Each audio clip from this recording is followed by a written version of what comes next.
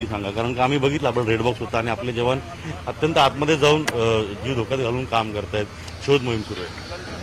शोध मोहीम सुरू आहे.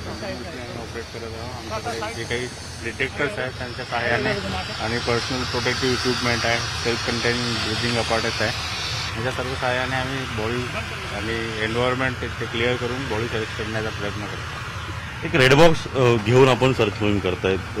तो रेड बॉक्स काय आहे आणि किती इथं अजूनही काम करणं जिकरीचं आहे किंवा धोक्याचं आहे?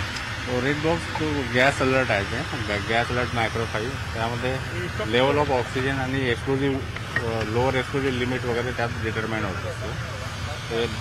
ते कुठल्या एन्व्हायरमेंटमध्ये आपण काम करतो आहे त्या एन्व्हायरमेंटमध्ये ते फिजिबल आहे का आपल्याला काम करायसाठी ते त्यामधून आपल्याला कळतं.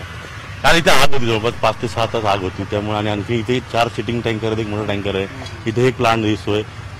त्या तापमानामुळे अजूनही इथं काही धोका आहे किंवा कसं काय?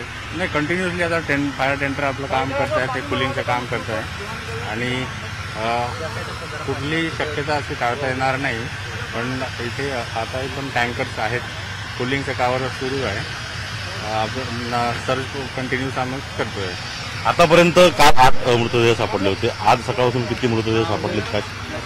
आज सकाळी आम्हाला 2 बॉडीज मिळाल्या आहेत आणि आता जे काही मिळत आहे तेवढं म्युटिलेटेड पार्ट्स मिळत आहे. त्यामुळे जोपर्यंत आपल्याला पोस्टमॉर्टम होत नाही तोपर्यंत कन्फर्मेशन काही सांगू शकणार नाही की बॉडीज किती आहे. सारंग कुर्वे सरांचं नाव आहे. माझे सहकारी रोहन शेट्टी यांना सांगेन की ते एनडीआरएफचे इथले नेतृत्व अधिकारी आहेत आणि